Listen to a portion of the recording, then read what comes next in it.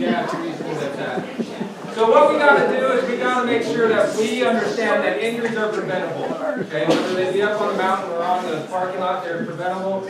We got to make sure we have safe conditions. You know, and we're not always, you know, involved in that, so we want to make sure behaviors, right? What are some factors in injuries that you guys see? So collisions, we saw one. What else is happening up on the hill? Weather, okay. Improper lifting. Conditions. Tired, yeah, that could be it. So collisions, we're seeing a lot more collisions. We, last year, you guys had a hand, you know, you had maybe 2 or 3 of these unloading and loading of your, I'm not pointing fingers. But why is this a big deal? What's going on here on the lift? Yeah, the lessons, right? Lifties. Lifties. It's all the lifties called. Yeah, no, you're right. You gotta get out of the way. We're seeing people, you know, you guys are not only trying to focus on yourself, but you have students, right? You know, we're seeing this, people turning, you're trying to, you know, you twist or you pull something. Going too fast, blind spots on the hill, and then lifting. Okay, so causes to injuries, type of equipment, the condition of your terrain and your equipment, positioning upon landing, and then you got knee injuries. We need to talk about this. I know some of you have heard this over and over, but this is still a big issue for you guys. And I'm going to show you a video in a little bit after I get done with my presentation about, you know, proper way to protect your knees on the mountain. Because we've all skied all our lives, right? You know, we've all skied. But do we remember ever learning about how to fall properly, you know, and what to do with your knees, how to get up, you know, things like that? This is where that comes into play. We'll watch a little bit about that. Shoulder injuries, you know, we're falling. Who's borders here? Where's my borders? Yeah. Yeah, you guys are my hands and my shoulders. You guys fall, you know, and you try to catch yourselves, and you hit your hands and your shoulders. Once you dislocate a shoulder, 85% of the time you're going to re-dislocate it. So there's always that chance. Anything dislocated is part of. Oh, really? You're just lucky. You're not like Mel Gibson. We always. Who else? Someone yelled about being tired up on the mountains. Who said that? Up here. Yeah. So conditioning, right? This is time of year that you guys, hopefully, even before you've been conditioning yourself. You know, do a few exercises. Get in shape. You know, we need it. It gets hard up there on the mountains.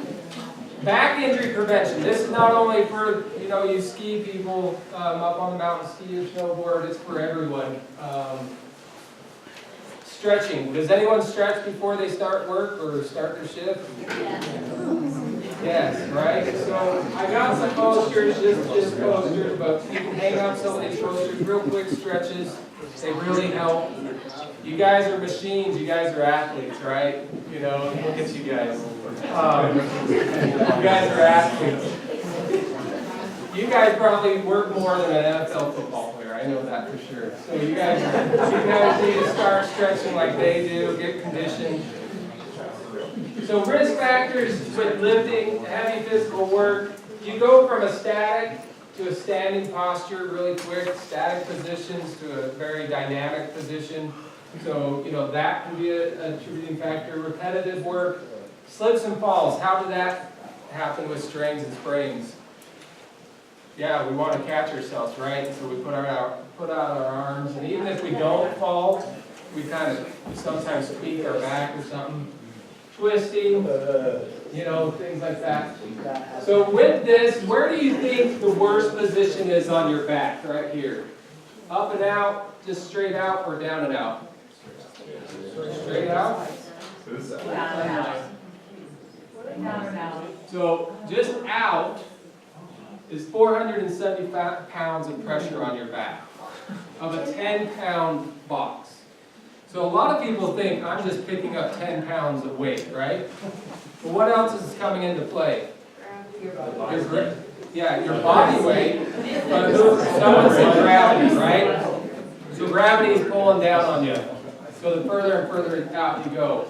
So 10 pounds out, remember that number, 475. We go up, so this is our reaching, 448. Has anyone had a back injury before? Is it lower or upper? Ah. That's why I'm talking about lower back injuries, because that's our pivot point, right? So reaching up and out, 448. Not as bad as out, just straight out, but what about down now? 617. So this is the worst posture you could be in. That's the posture we're in all the time. Exactly. So what can you do? Lift with your legs. Bend your knees. Bend your knees. I don't know how you're Close to the waist. Don't wash Yeah, out. get close to your More deadlift. Get your volunteer to lift the safety stretch. So if you guys are bending like this with, small students or on their, carriage, get out, do some compensation stretches. If you're feeling fatigued, take a break, stretch back. Bending your knees. So one thing also we do is we're down, and when we do a lift, hey, we're good. We get it, we get that up, but then what do we do? Twist, right? We go, that hurts. And you got to remember, our back injuries are over time. So we have those muscle fibers, right? And over time, you're doing these they're micro breaking or fracturing, tearing, thank you for the word. And so they're tearing gradually, and then bingo, they pop, right? So it's not, most of the time, it's not that one lift that did it. It's because you're doing it over and over, and you're doing bad, awkward posture. So we always remember, bend your knees, test the weight, get a firm grip, hug the load, and then keep it straight, okay? So exercises, on the hill, do some arm swings, torso twists. Be careful on when you're exercising or you're warming up, because some people get injured doing that.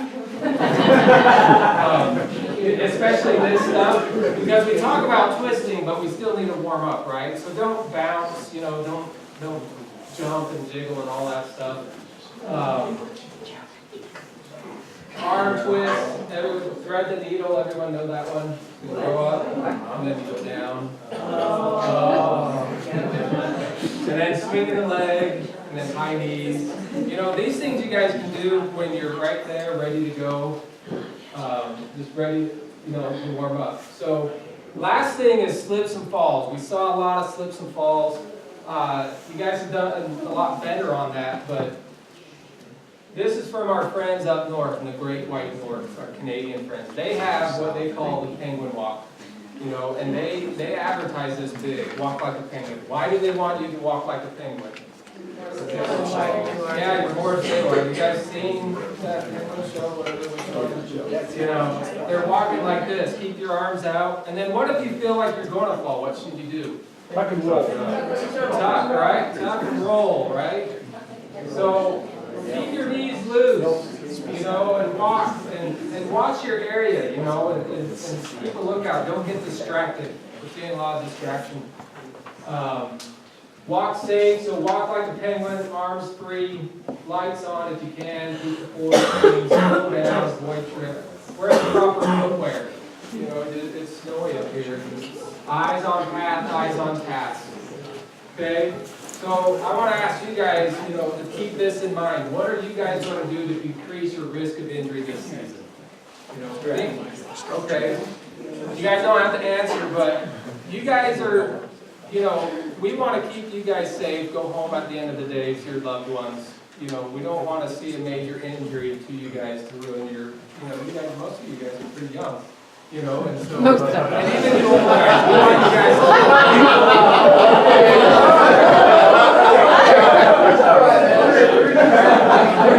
Keep digging. I was talking about those two right there. Those 5, 7, 8, 9. Oh man, maybe you guys aren't doing this. But anyway, we want you guys to be safe, and we want you guys to have a good season. I want to show you this video real quick. for the knee injury, we put together a video. Because when I first did it, does anyone remember when I first came out? Yes. It was a sweet VHS. And I mean, this was just like 4 years ago, and they still have VHS, right? So now we have, DVDs, we update everything.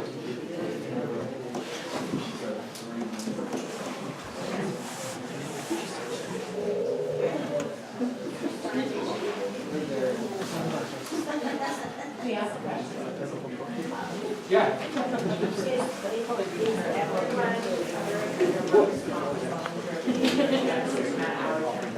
No, so, good question. So I'm with your workers' comp. I don't know if you guys heard that, but, so she asked, is everyone covered or is it a certain amount of hours if you're paid? As long as you get a paycheck, you're covered. Doesn't matter about the hours, doesn't matter if you're part-time or whatever. Did anyone volunteer? Do you guys have volunteers? Yes. So that is up with, that depends on how your management team has structured that, if you're covered. So I don't know about that one. You guys have to come up with something. We'll follow up. We'll Yeah. follow up. Follow up on that one. But yeah, most of you are covered. So, that's why it's important to keep you guys safe. So, good question. So we'll watch this, and then if you have any questions, go ahead. Skiing is a fun and challenging sport. Working in the ski industry allows one to enjoy the mountains on a regular basis during the winter months. It also makes one more likely to have an injury. In this video, we will discuss how to stay safe this season. The most common injury in the ski industry is the torn ACL. The knee is made up of the femur, which is the upper bone of the knee, and then the bone to the lower leg, the tibial fibula, and then this protecting the front eye of the kneecap. And what they form in the knee is a thing called a joint. A joint has a specific purpose, and the purpose in the knee is that it's a hinge joint, meant only to flex and only to extend. Real important for our topic today are the ligaments which protect the knee from going in any other direction than the flexing and extending. Most skiers, at least part of the time, if not most of the time, go back and forth across a run and thereby stress those ligaments that are on the outside and inside of the knee with forces that are sometimes more than those ligaments can take. The position of the knee where the strength is the least is about 30 to 45 degrees of flexion, which is the exact position that when you learn to ski, you always hear ski instructors saying, bend your knees. So the position of the knee that people ski in inherently is when the knee is at its weakest. There's a ligament that goes from the back of the knee forward to the front of the knee called the anterior cruciate ligament, and that's the one that will be the focus of what we're talking about today. When you torn your ACL, it's a very, very long process. What's happened is even though now we're developing scars like they were in the past, they go into scope and replace this ligament. But for the first 2 weeks after you've had the surgery, you have to get rid of incredible swelling and learn to stand up again. And after 2 weeks, you hope to start getting range of motion back and walking so that by the time you reach 3 months, you can really start working on your knee and walking normally and doing normal daily activities. And that takes about 6 months just to get to that point.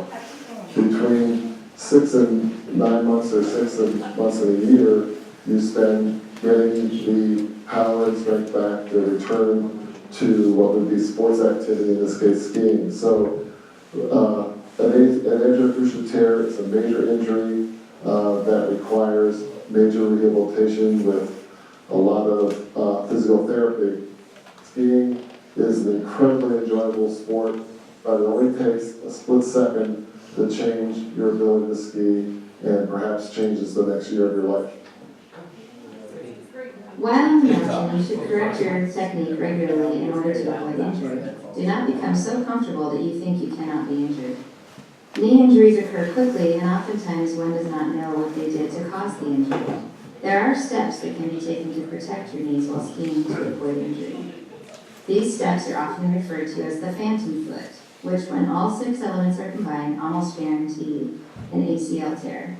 The 6 elements of the phantom foot are uphill arm back, skier off balance to the rear, hips below the knees.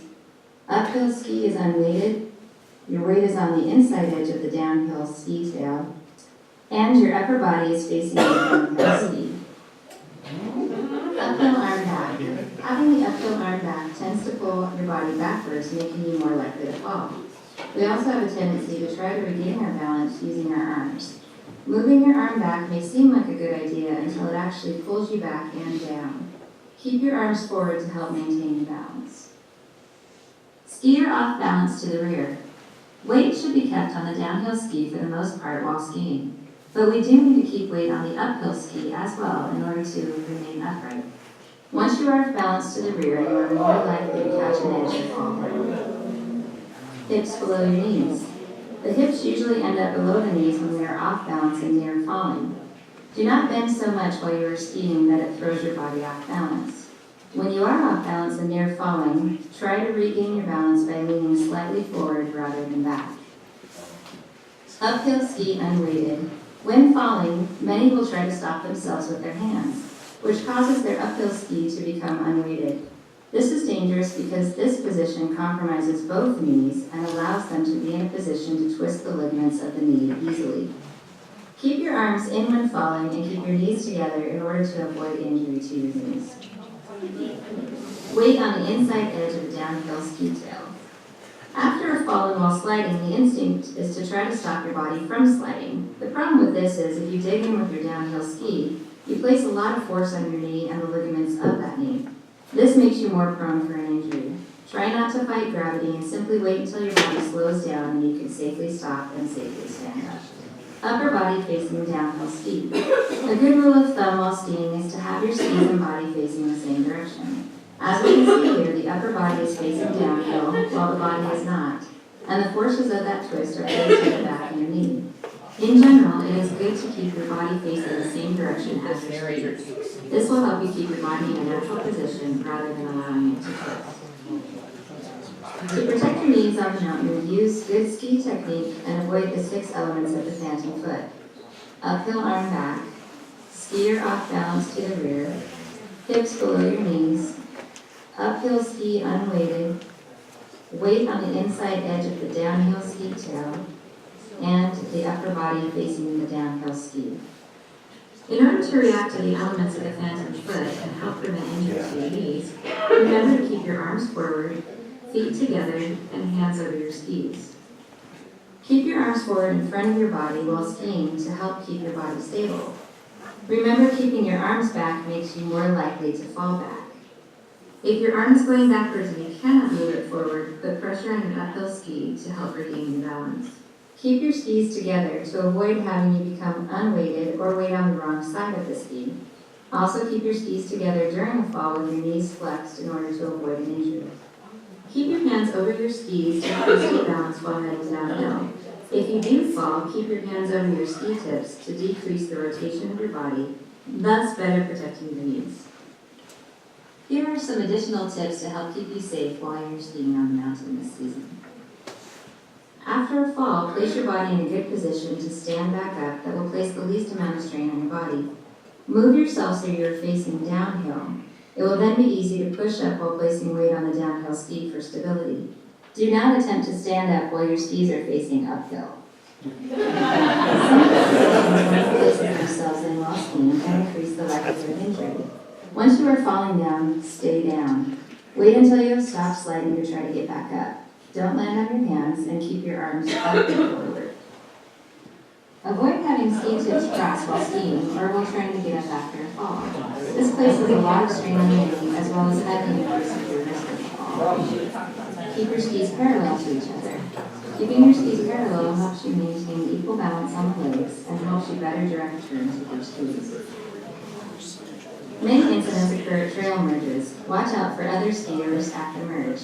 Many people do not slow down and look for other skiers or boarders on the hill at the merge. To avoid entering the merge, stop at the merge, look for others uphill, wait for them to pass, and then proceed downhill. Remember that others may not be able to see you when you stop. Watch as this skier goes downhill and out of sight from the top of the run. The skier stopped in the middle of the run, making them a likely target for the next person coming downhill. To avoid a collision when stopping on a trail, stop to the side, not in the middle of the trail. There are certain areas of every resort that are known for skiers and boarders coming through the trees and onto a trail. Know these areas and avoid stopping where you are more likely to be hit by an individual that is likely moving at fast speeds and not aware of who is on the trail.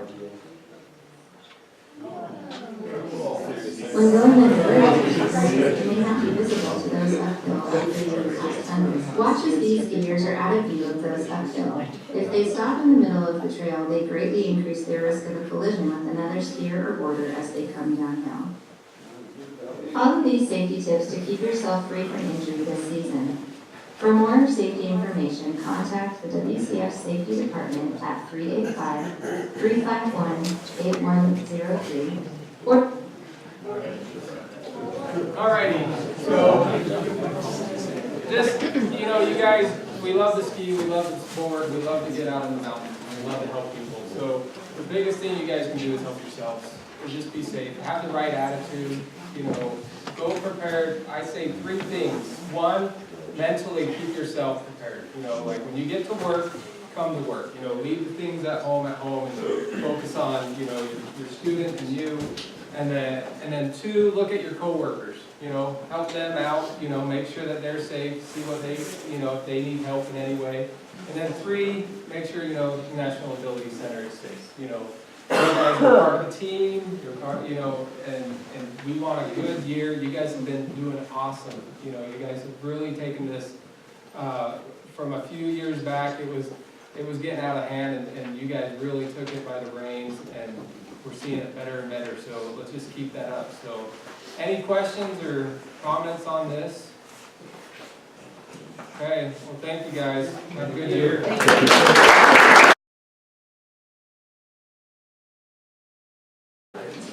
Yes. Super excited to talk insurance. I get the pleasure of being that guy. Guys, we're going to save some time here. Maybe I'll kind of hit on what makes us unique and why, if we do get to work with any of you, why we're excited. Honestly, I shouldn't say this being in insurance, right? But nobody really likes insurance. Even when I train our team, we're all local agents, I say, so who thinks people care to know insurance the way we do? And you'll always get that new agent like, yeah, they do. No, they don't. They want to know it's going to work. They want to know that you represent every company. And if possible, in the messed up insurance industry right now, they hope that they're going to go the extra mile. And that's kind of what we hope we do. Usually, if you guys have an agent or a broker you work with, and you have a problem with Select Health, Molina, U Health Plans, or maybe with the Federal Exchange, you call them, and more than likely they say, oh, sorry, you know what, you're going to have to call the number on the back of your card. Or, sorry, here's the number to the Federal Exchange, give them a call. And guys, trust me, as a company that calls them multiple times each day, it really is a crapshoot. Are you going to get somebody amazing, or are you going to get somebody that, 2 conflicting answers within 5 minutes? One thing that I will say again up front, if you ever have a problem with your insurance carrier or the federal marketplace, call us first. We will do a 3-way phone call with you and make sure that we're your advocate. There's no extra cost to that. That's just kind of like the only way we feel we can actually influence an industry that we're probably the first to admit is a little messed up right now. So on that note, the company is Enroll 365. This is for individuals and families only, people who don't qualify for a group benefit plan. Right now is open enrollment. It started November 1st. It ends January 31st. If anybody wants a plan starting January 1, you have to enroll by December 15th. If you enroll after that date, you'll have a start date of February 1st or March 1st. Did I explain that well? And that's just kind of their guidelines. Okay. I had the privilege of working with my dad. He put this PowerPoint together, and he thought this was really funny. What is a mandate? He's calling it a mandate. His cheesy humor there. And again, we're not going to go through all this. The Affordable Care Act essentially just says companies and individuals, you got to be insured. You need to offer insurance. People need to have access to coverage. And these are the types of plans that it applies to, and obviously where we're at tonight would be plans in the individual market. The penalty's gone up, and it's a little painful this year. It's either $695 per uninsured person in the household, or 2.5% of the household income, which is what it's going to be for most people. So it is to the point that it will sting if you're not insured. I know with the change in presidency, a lot of people have been saying, well, it's going to get repealed anyway, I should just sit on my haunches. It actually is the law of the land right now. A lot of the reports that have come out have been a little misleading. Yes, premiums have gone up, but once, and see this is where it's more detail than you guys care to know. Let's just say that the subsidies have also come up. Now that all the details are out there, it is still possible, depending upon your household size and your income, to not only have a tax credit, but help with maximum out-of-pockets, deductibles, co-pays. There are still people that qualify for $0 a month plans. Everyone in here is going to be handled as an individual, case by case, because everyone is so different. Some people have a spouse that works, some people have coverage through something else, some people are veterans and they have TRICARE. We will walk through any of those situations with you. If you're eligible for Medicaid, Medicare, whatever it might be, again, we can talk through that. When can you enroll? We've kind of already talked through this, but there's also losing employer coverage and other what are called SEPs, special enrollment periods. Some of those are listed here: moving, get married, divorced, have babies, place for adoption, foster care, citizenship, left incarceration.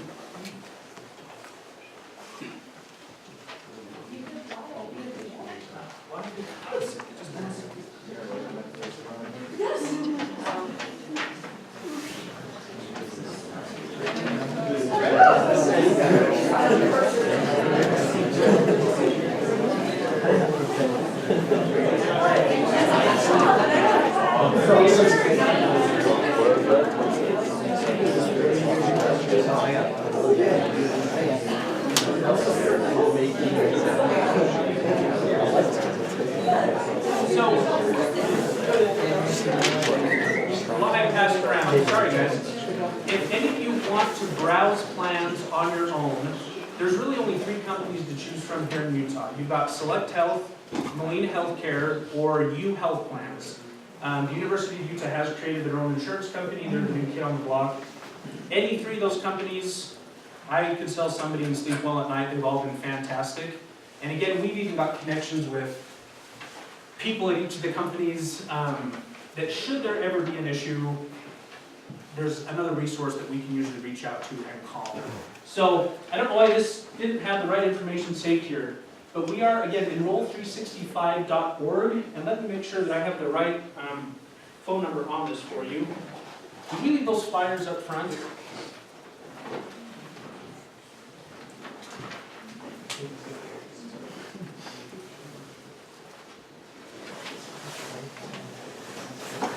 We've actually got a dedicated phone number just for you guys, just so that we can track how many people have called in.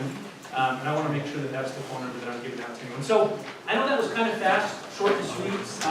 We didn't actually talk about insurance. But are there any questions in general, or are you guys aware of the options that we do have? Thank you. I don't think we are there. I think it's pretty good and best. So you're saying there's only 3 insurance companies that operate in the state of Utah, or 3 that you represent? Those are the 3 to choose from. There are some Utah. in Utah, correct. What about Blue Shield Blue Cross? Blue Shield Blue Cross no longer, see, if you have plans from other companies, it could be from a group end or direct through them. But companies operating on the federal marketplace that you have a subsidy through, there are 3 companies offering those. Yeah. Yes, sir. Molina, is that only in 4 counties in our state? Yes, Molina, unfortunately, the easiest way to think of Molina is they're just along the Wasatch Front. And again, that's something that, when you type in your zip code, you're only going to see what's available to you. Or if you call us, that'll be one of the first questions, is what's your zip code? So we'll only populate plans that you are able to purchase. Yes, sir. So what is your relationship to the NIC? That's what I didn't quite get. NAC has brought us in, my parent company, GBS, actually does group benefits. They brought us in as a service, just saying, hey, we have a huge population of people that come in that are part-time every season, and we'd love to be able to roll this service out. No obligation by any means, but this is just a service that should you choose to use, it is available to you. Yeah, you bet. Does it cross state boundaries? So if we're a seasonal employee and we work here part of the year and then we work somewhere else? Good question.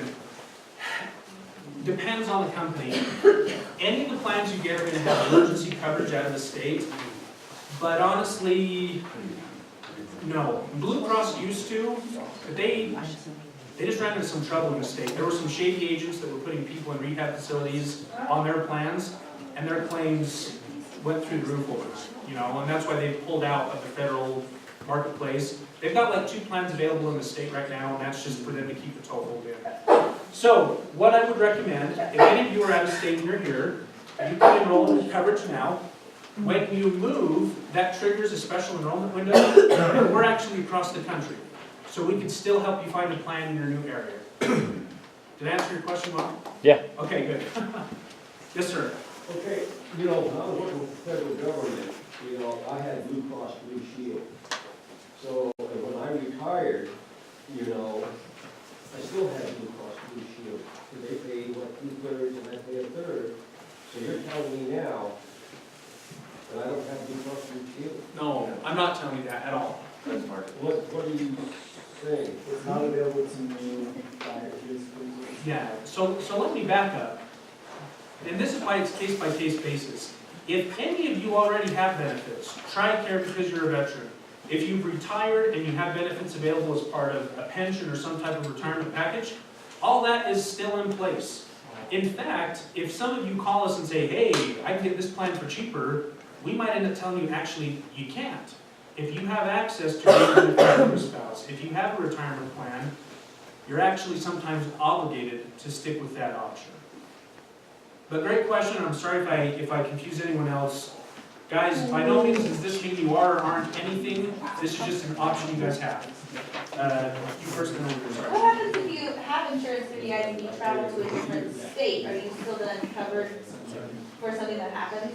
So again, for what they call urgent and emergent care, you would have coverage. But if you just got the flu and needed to go to the doctor, you'd be paying full freight out of state. So you're usually going to be covered for an emergency, and they're going to try to get you back to Utah where you're back in the network, where you get your discounted plan rates.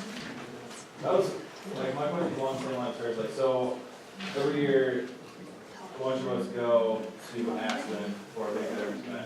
If I'm representing the NAC and I, God forbid, blow my knee out, is that a workman's comp thing, or is that something in my insurance? See, I don't do that. That's a workers' comp thing. Even if. Even if we're volunteering? If you're volunteering and it's work-related, Okay. it's covered by workers' comp. If you are training and you've already met your paid training hours, but you're still training with the NAC, it's workers' comp. Yeah, basically. workers' comp through the VA. If you are going as a representative of the National Ability Center and you are going to ski spec or something like that, you are covered through NAC. So basically, anything official NAC we're covered. Training. Official. Yeah, like official, like, Official. people are representing NAC. If you are serving in an instructor, in your current instructor role, then you are covered. Correct. And you're clocked in. And let me add one more thing. The reason we've asked these guys to come out, we've got a lot of questions about, hey, can we jump onto the health insurance that the NAC provides? And we started looking into that, and I say we, it was really Christy, and we've asked them to come, and this is a system, or this is an option for you guys. If you don't currently have insurance, you're aging out, if you're not on your parents' insurance anymore, and you're a seasonal worker and you can't be a part of your group or your company's insurance, this can provide some options for you. So that's what this is about. If you're already insured, if you're on your spouse's insurance or something, you can look into this, but it doesn't really apply to you. Does that make sense? It does, yes, well said. Cool. And guys, we won't do anything that doesn't make sense or isn't right for you.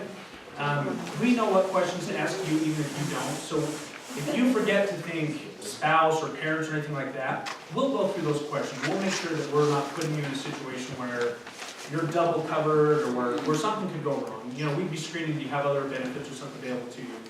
One second real quick. So what I passed out, these are the basic things that we need to know to be able to get you enrolled. And what we can do is if you guys want to fill this out, Aaron and the staff here will actually fax it to us. and maybe even just drop down and I'll call me at whatever time. We are open until 8, and on Saturdays 9 to 3. Pretty much I'm just saying, we'll work around your schedule. We want to make sure that we're a resource that's available to you if you guys decide to do this. Go ahead. You said that there was a phone number set up specifically for us. Is there any way we can get that phone number? Yes. So some of these flyers I believe are going to be hung up around, and we even have an email that we sent to Christy that maybe we can re-blast out to you guys. This phone number right here is dedicated, but if you Google Enroll 365 and find us, any of the phone numbers will ring to us, and we're still going to track what group you're from.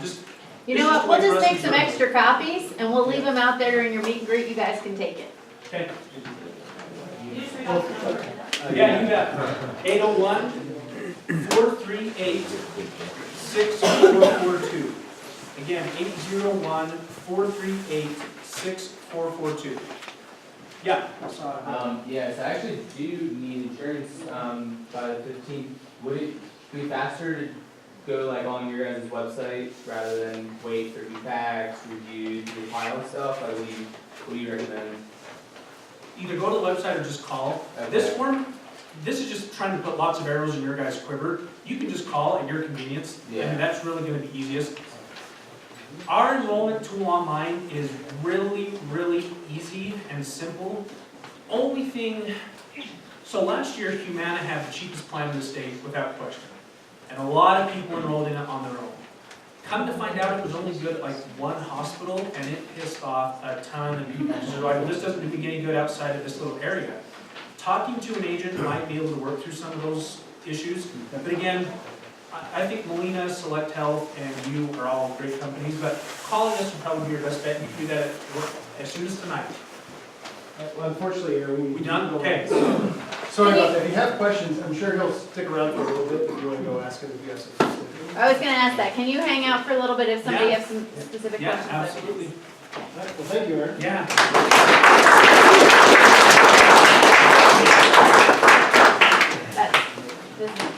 Who's that? So it's okay if you miss my part, because I'm right here. Yes, we want, can you summarize Teladoc really quick? I can do a very good job. Fantastic. All right, you guys, so I'll be so fast. I am also with GBS benefits, and I handle voluntary benefits. We have a voluntary benefit that we just placed in NAC. And they wanted us to look at some options for part-time employees, and we ended up deciding on a voluntary Teladoc program. And this program can be used, you know, again, it's optional, there's no pressure, but it can be used regardless of any insurance type you have, or even if you didn't have insurance. And what Teladoc is it gives you unlimited access to call a doctor. It's $8 per month, and you can call as many times as you needed to, and that $8 per month is never to change. There's no additional consultation fees. And then the easiest way to explain it, I've used it myself. I've had it for about 5 years. I didn't use it until a couple of years ago, and we were traveling here in San Francisco, and we were staying in this old hotel that they said was non-smoking, but my husband has asthma, and it was definitely people had smoked in that room. And he was coughing, and so we ended up calling Teladoc because he forgot his inhaler. They had an inhaler called in to a pharmacy that was just right on the corner within 25 minutes. So they're super fast. You can use it. Obviously, there's some things they can't treat over the phone, but things like strep throat, if you have a sinus infection, pink eye, and things you wouldn't even think of. My daughter, when she turned 16, she started getting zits, and she was freaking out. And like, you only have 1 or 2. Well, 2 months later, she had like a face full of acne, and she did not like it. And so we ended up calling and Skyping with a doctor, and they called in prescription medication over the phone. And so they're not going to cover prescriptions, but you can call for any of those reasons, and then they can call in prescriptions for you if needs be. And again, it's $8 per month. There's no hidden fees, and it's something you can use regardless of any other insurance. There is a link that you can take. I know Christy emailed it out, but that's where you would go and sign up. And just as a heads up, if you choose to sign up, you will be directly billed, so you can set up your payments through Teladoc. We won't go through payroll. It's a plan that you can keep for as long as you want it. It's not related to the NAC, even though they're the company that's making it available to you. Are there any questions on Teladoc? Full service. Thank you. So you're gonna leave some information too? I will leave these flyers Any and questions? everybody's there.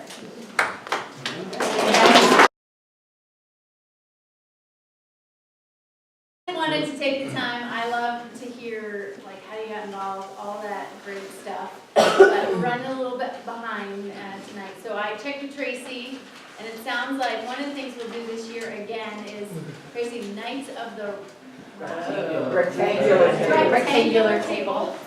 So besides the time that you guys will have in the meet and greet afterwards, and we'll be here to get to know you more, also those opportunities that come once a month, where I think we find a place by the mountain and enjoy some beverages. In the Mountain Center, what do you In mean, the that Mountain amazing Center. double right, Steve? Right, Brian, that's where they. Apparently, I need to attend as well.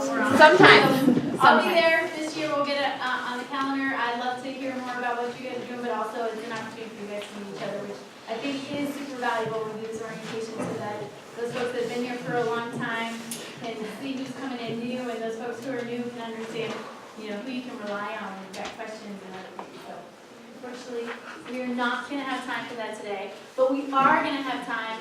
Cass is back here, and she helped lead us with Whitney, who is not here tonight, in a cool, awesome, great video with him.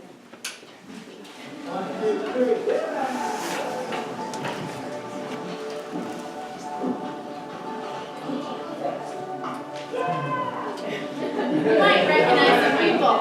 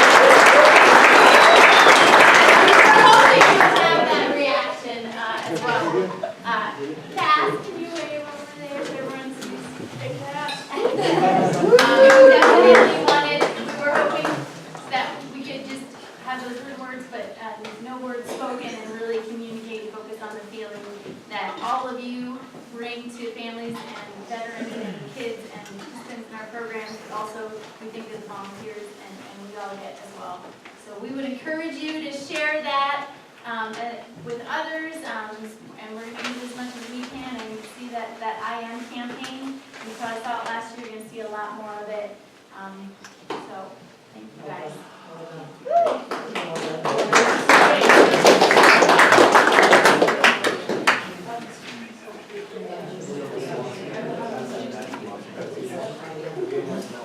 One of the things we've spent some time talking about the last few months is telling stories. And I think as we continue to go on, it becomes more and more important for everybody in this room and that we work with to be able to tell stories. But even more important than that is to listen to and find out the stories of those people we're working with, whether it's volunteers, participants, stakeholders, you name it. We showed this video at another thing that the NAC had earlier this year in our retreat, and we just wanted to show it to this group as well. So. Kevin, I turned down the volume a little bit.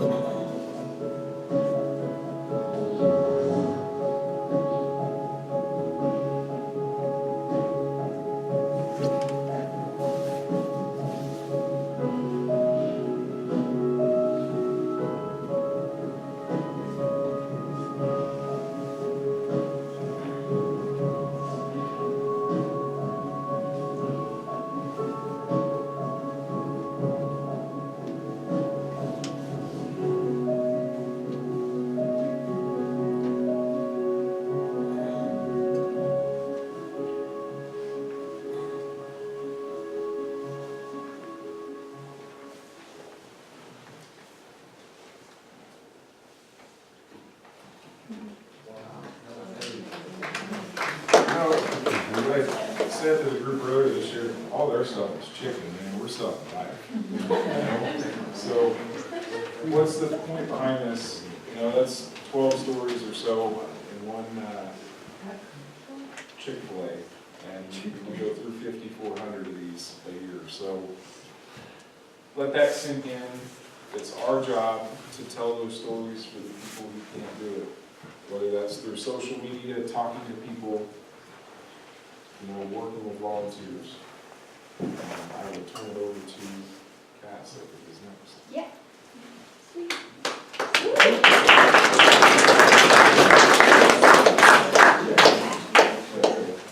Okay. I'm a little bit nervous, so I should preface this with that.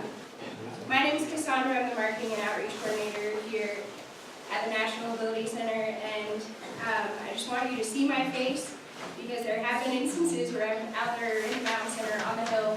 I'm going to call out Anna quickly. Last year I was taking a photo and she was like, stopped her lesson and was like, are we doing something wrong? I do wear ski clothes, so she didn't really recognize me. And I was I'm on my student. Yeah, she did. She blocked her student. But just so you know,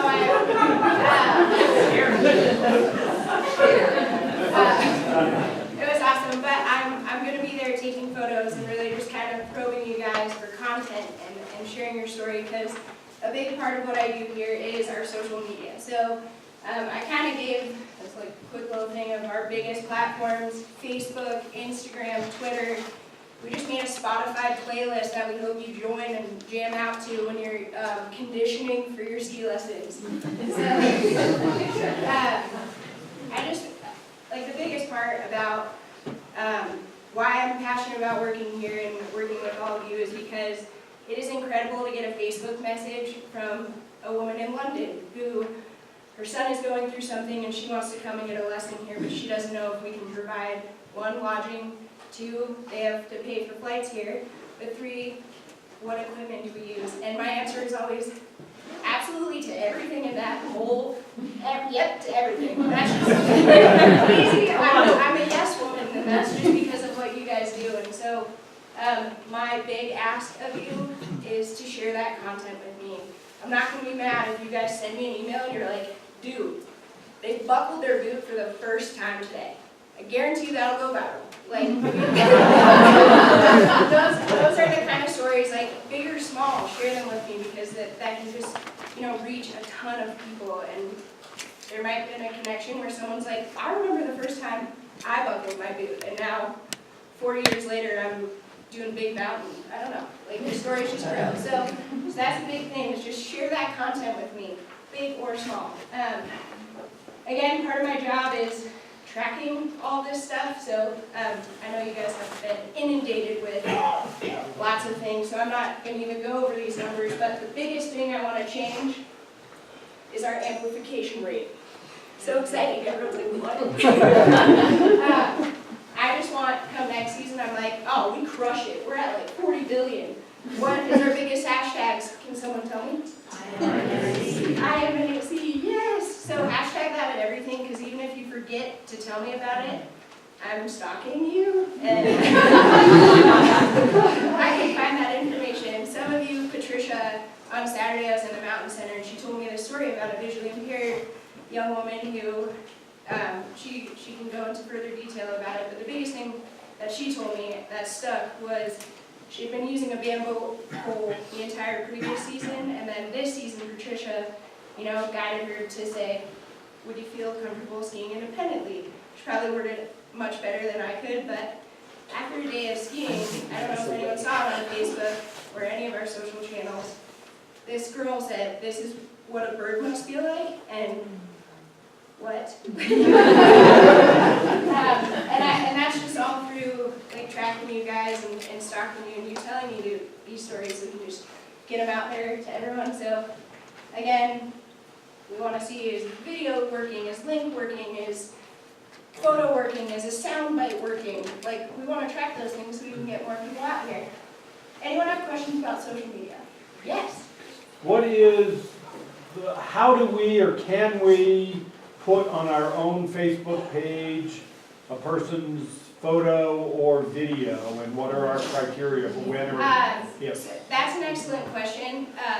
I can tell, if you tell me who the participant is, I can look on their waiver and we can post that through our social platforms without going directly to the family and saying, do you feel comfortable with me posting these social media things? I'm on the timeline, so I got it. But if you send it to me, I can do that directly. My biggest thing for you guys is just ask the family. Like, they're probably just as excited that they're out there getting the photos and skiing and they connect with you, so ask the family and then you can share it, and definitely hashtag IONAC. Did Discover 30 go away? Yeah, so we just rolled out our 30th anniversary, so we are on to 30 more years of amazingness. So just hashtag IONAC is really the best way to do it, but then you can throw out like opt outside, hashtag real abilities, hashtag don't kiss my ability, like whatever, add those on. Any other questions?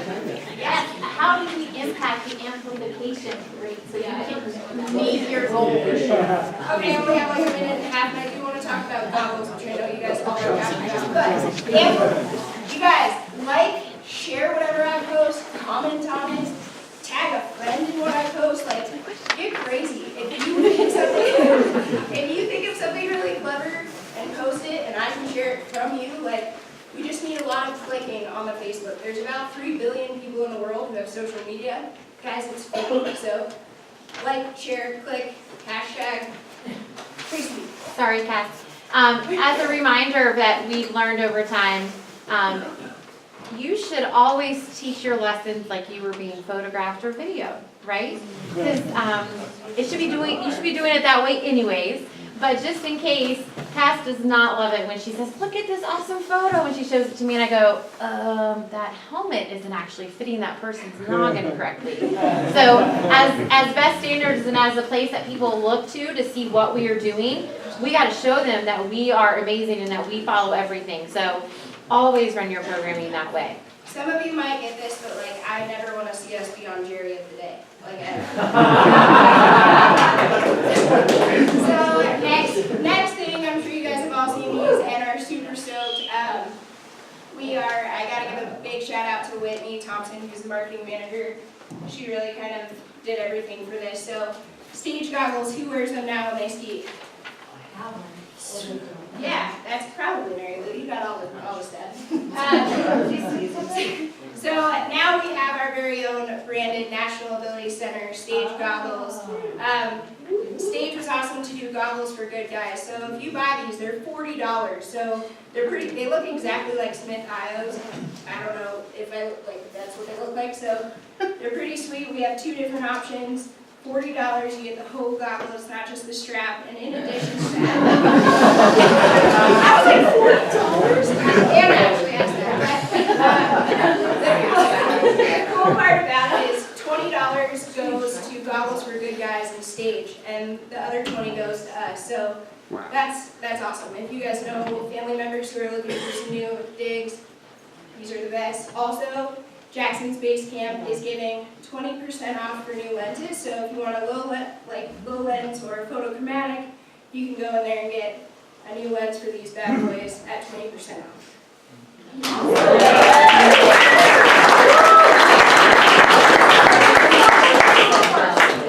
Where do we get those? We're trying to buy those easily. They will be sold at the Mountain Center or here at the ranch. And we're raffling off 2 sets tonight at our potluck. Yeah.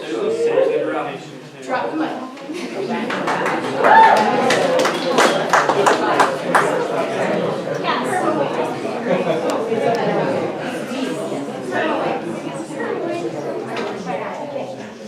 Okay. So I know many of you, but for those of you that don't know me, my name is Jess Roysing. I am the competition program manager. I am very fortunate to be able to get in front of all of you. I have a brief 5 minutes, so I'll be as quick as possible. To give you a really brief overview of what the competition program is, we have a training team for the Paralympics in both ski and snowboard. We also have team flyers. It's our take on Special Olympics. They do cycling, they do swimming, and they do winter sports, so skiing or snowboarding. And then we have programmatic events. The key ones that you'll probably interact with are our Huntsman Cup, as well as maybe some high altitude training camps or training camps in the summertime. So your question would probably, all right, so what does that mean to me? You are our eyes and ears in the future of the competition program. You are all going to be out there with our ski and snowboard students. I want to ask you to please, if you have anybody that has potential for Team Flyers, so those are individuals with cognitive or intellectual disabilities, go out there. I'm going to be at the Mountain Center every Wednesday, so you can just drop in, or just tell Brian, or drop me an email, just saying, hey, this person would be awesome. I actually have a form that you can fill out if you want to get official. It's just not a request form, Referral. Referral, thank you. Good job, Marsha. And I would say that that is going to help us for both Team Flyers and the development of that program, as well as our training teams for the Paralympics. Right now, I don't know if you're familiar or not, but we're very fortunate, or the competition program is very fortunate, in that the board has provided both focus and funding for the competition program. That has already been able to bring in, I don't know if you've met Eric in the back. Say hello. Eric, he came to us. He is an amazing alpine coach. He is our head coach, and he's really turning this team around. We already have more than double the amount of athletes than we did last year. And we're bringing back a lot of those Paralympians and national team members, so we're really excited to get that momentum going. As far as, Team Flyers and doing things with the the programmatic events, let me know. We want to get you involved. Team Flyers is every Saturday, 1 to 4. You can be more than welcome to volunteer your time for that. And then you can also volunteer your time for Huntsman Cup. It's an International Paralympic Committee sanctioned alpine race, so super cool. We're going to be looking for slippers and course crew and gate judges and all that other fun stuff. So that's what I wanted to put out to you. Yes, Ms. Tracy? Just because we have a lot of new hires in the room as well, can you give them a quick overview of how our partnership with Team Utah works with our snowboard athletes and the coaching staff there? Yeah, so we are in a partnership with Team Utah to do the coaching for our training team for the Paralympics and snowboarding. They are doing the coaching, we're kind of doing all the admin. But Coach Adie and Coach Lane are going to be there. Their schedule right now for practices are on Wednesday. They'll be going in and out of the Mountain Center, and then until the Utah Olympic Parks, they'll be there on Friday. So, yeah, please say hi, stop them. If you have a student out there that you're like, you know what, I don't know if they're ready to join the training team or not, or they might have some potential, grab Eric, grab Lane or Adie and say, hey, will you take a run with us? And if they're able to, they will, or try to schedule it maybe the next time that session student has a lesson. So, any questions? Can we shadow you guys? That would be something that you'll probably want to work out with the coaches, but I'd say if you're up to snuff, of course. And we're having the coaches run trainings as well. So Eric will be on the snow tomorrow working on some skier improvement, and then we'll be asking the same of the Team Utah coaches to support us on rider improvement. So. Absolutely. So don't be afraid to say hi to our athletes as well. I don't know if you saw, but the team room was a little rearranged. Hopefully we'll be able to have some more interaction.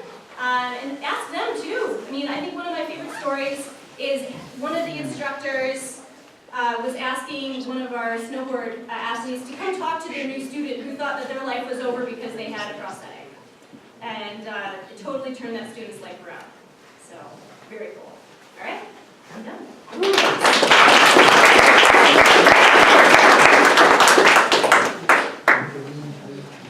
Okay, so I'm Heather Levan. I'm the Director of Development. Any idea what development means around here? So program fees take up about 30% of our revenue, so the rest is fundraise. So there's 6 of us on the development team.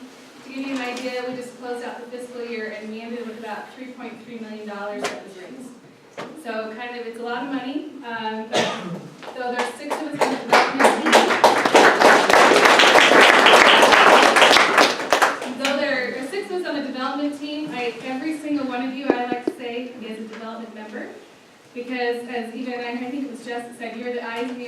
around.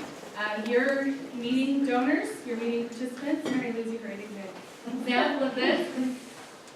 We have a lot of people that are in our community that are volunteers, they're donors, they're participants. You never really know. So, hi. So it's important to kind of always be thinking, because we couldn't survive without fundraising. It's about 70% of our budget, so kind of puts it in perspective. So we do this through an awesome and dedicated team that includes all of you, so it's fun to see the room this full. We also receive donations and grants from individuals, corporations, and foundations. So our grant budget, we write to corporations and foundations that, along with state and federal grants, we also receive to support our efforts. Earlier you heard about our master plan development. That capital campaign is $15 million. We're in the quiet phase, but we're doing very well. We're a little over halfway in 11 months, so we're pretty excited about the response that we're getting, including the new Mountain Center. Someone wants to name that, which is very exciting. That's good revenue that we're receiving for that. What was that? We're waiting. It's a thing. But then events is a huge part of our culture here at the National Ability Center, and also another way to get involved. Any idea? Can someone name one of our events? So if you like wine, red wine snow. If you like Summit Challenge, if you like to cycle. We just had our Salute Our Heroes event. That was about 750 people to honor veterans. And we had a New York Times bestselling author that came for free, Sebastian Younger. So we have a lot of ways to get involved, and none of those events magically happen without a lot of hands. So I encourage you to get involved with our events. You all received these cards, folded up. These are just something we're trying this year. You all are going to have different experiences. You're all going to have a different story that comes out of your work. Here at the National Ability Center, there's going to be something about our mission that resonates with you differently. These are a great way to send these to family or friends, or just to let them know what you're doing and how you're involved in the National Ability Center. We couldn't survive without our donors, without our volunteers, without all the people that support us, so this is a great way to kind of get our name out there more. And the other way is the Snow Angel program. Raise your hand if you're familiar with it at the Mountain Center. So how often are you up on the hill with somebody and a participant and they say, how can I help? Does that happen to anybody? Every day. This is how they can help. So I just want to make sure that you are all familiar with the Snow Angel program. We have these awesome stickers too that you can put on your helmet or on your skis. This year the budget grew just like everything else in our budget. So I encourage you to, if you just have that window that opens with people, if they ask how they can help, to send them back to the Mountain Center. Anyone at the front desk would have the Snow Angel information. It is also really fun. We will get these donations. There's a part on the slip that they can say that it's in honor of an instructor, and we'll let you know if your name comes across, so that makes you feel good when people make a donation because they think you're awesome. So if you have any questions, to just ask anyone at the Mountain Center or call us here too. I'm going to segue into Lauren, I believe. Some of our upcoming events, but there's Red, White, and Snow coming up, and then Ability Snow Challenge is a fundraiser first. That will also, that's kind of a team competition event that's just kind of fun and we'll dress up. What? Lauren, can talk about that? But does anyone have any fundraising questions, or would love to hear from any of you? If you have people that you meet on the hill that want to know more about the NAC, we're always getting tours here around the ranch, and that kind of helps people understand our mission right off the bat. So. Heather, there's a question back here. Yes. So I noticed a while ago there was a donation options at like Del Taco and a few other places. They were asking for donations to the NAC. Yeah. Is that still going on? How long was that going on for? That has ended. It's usually a set week, several weeks period. But we'll get about $37,000 from that this year. So they've given us over $200,000 total over many years. So when you're in Del Taco, let them know you're a part of us and say thanks. That's just another great